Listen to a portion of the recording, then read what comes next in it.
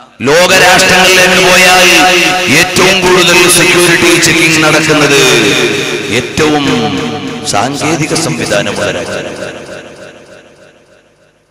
ഏറ്റവും സാങ്കേതിക സംവിധാനമുള്ള രാഷ്ട്രങ്ങളിലേക്ക് ചെല്ലുമ്പോൾ ഒരു യാത്രക്കാരന് എത്രയോ അലോസരങ്ങളാണ്. മറ്റു രാഷ്ട്രങ്ങളുടെ ഭരണാധികാരികളെ പോലും അവിടെയുള്ള സെക്യൂരിറ്റി ചെക്കിൽ സൂക്ഷ്മമായി പരിശോധിക്കുമ്പോഴും അവർക്ക് പേടിയാണ്, ഇതിന്റെ ഉള്ളിൽ നിന്ന് വല്ലതും പൊട്ടിപ്പോകും, ഇതിന്റെ ഉള്ളിൽ നിന്ന് വല്ലതും പൊട്ടിപ്പോകുന്നത്.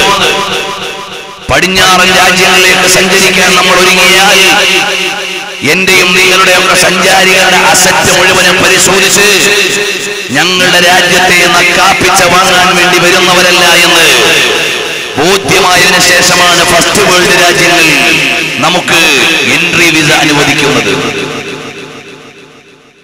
അതേ സമയത്ത് നോക്കൂ, അറബ് രാജ്യങ്ങൾ നമ്മുടെയൊക്കെ ആളുകൾ ഒന്നുകിൽ ഉയർന്ന വിദ്യാഭ്യാസം നേടി സാങ്കേതിക മികവുകൾ സംഭാവന ചെയ്യാനാണ് യൂറോപ്പിലേക്ക് പോകുന്നത്. അതിന് സ്വാഭാവികമായും ഒരു റിട്ടേൺ കിട്ടുന്നുണ്ടാകാം. അല്ലെങ്കിൽ വിദ്യാഭ്യാസപരമായി ഉയർന്ന തസ്തികകൾ കൈകാര്യം ചെയ്തവർ അവിടുത്തെ പോസ്റ്റിങ്ങുകൾ നികത്താൻ വേണ്ടിയാണ് പോകുന്നത്. നല്ല സമ്പത്തുള്ളവൻ അവന്റെ സമ്പത്തിറക്കി ബിസിനസ് ചെയ്യാനാണ് പോകുന്നത്.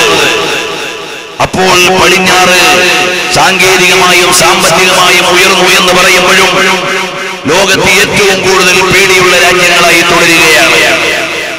അതേ സമയത്ത് അറബ് രാജ്യങ്ങളിലേക്ക് നമ്മൾ വണ്ടി കയറുന്നത് എങ്ങനെയാ?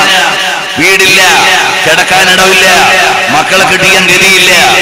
ആകെ ഇന്ത്യയിൽ കിട്ടിയതൊരു പുസ്തകമാണ്. ആ പുസ്തകം കൊണ്ട് ഞങ്ങൾ ഇതാ വരിക, ചെറിയൊരു ബുക്ക്, പാസ്പോർട്ട്, ഇതും കൊണ്ട് നമ്മൾ പോയി ഇറങ്ങുക. അവിടെ ഇറങ്ങുമ്പോൾ നിന്റെ അസറ്റ് എത്രയാണെന്ന് അറബ് രാജ്യങ്ങൾ ചോദിക്കുന്നില്ല. നിന്റെ സാമ്പത്തിക പിന്നാമ്പുറം എത്രയാണെന്ന് അവർക്ക് അറിയേണ്ടതില്ല. നിനക്ക് ആരോഗ്യവും കഴിവും ഉണ്ടെങ്കിൽ ഈ ലാൻഡിൽ പണിയെടുത്ത് നിന്റെ കുടുംബത്തെ ഉപജീവിപ്പിച്ചുകൊള്ളൂ. ഇഷ്ടം പോലെ നിന്റെ നാട്ടിലേക്ക് അയച്ചു. ഇതുപോലെയല്ലേ ഇത്രയും സുതാര്യമായി ഇത്രയേറെ ആളുകളെ ഉൾക്കൊള്ളാൻ അറബ് രാജ്യങ്ങളില്ലാതെ വേറെ ഏത് രാജ്യങ്ങളാണുള്ളത്? നിങ്ങൾ പരിശോധിച്ചു. അത്രയും ബ്രോഡ് മൈൻഡഡായി, അത്രയും വിശാല മനസ്സോടുകൂടി നമ്മുടെ രാജ്യം നമ്മുടെ അയൽ രാജ്യങ്ങളോടും മറ്റു രാജ്യങ്ങളോടും സമീപിക്കുന്നതിൽ ഏറ്റവും മുമ്പിൽ അറബ് രാജ്യങ്ങളാണെന്ന് പറയുന്നത് ഒരു മുസ്ലിം ആയതുകൊണ്ട് പറയല്ല. ലോകരാജ്യത്തുള്ള മുഴുവൻ രാജ്യ നടപടികളുടെയും കൈകാര്യങ്ങളുടെയും മാനദണ്ഡങ്ങൾ പരിശോധിച്ചു നോക്കിയാൽ അറിയാം. പിന്നെ ചില അറബ് രാജ്യങ്ങളിലൊക്കെ പുതിയ പുതിയ നിയമങ്ങൾ അവിടെയുള്ള ആളുകൾക്ക് പ്രയാസം ഉണ്ടാക്കുന്നു.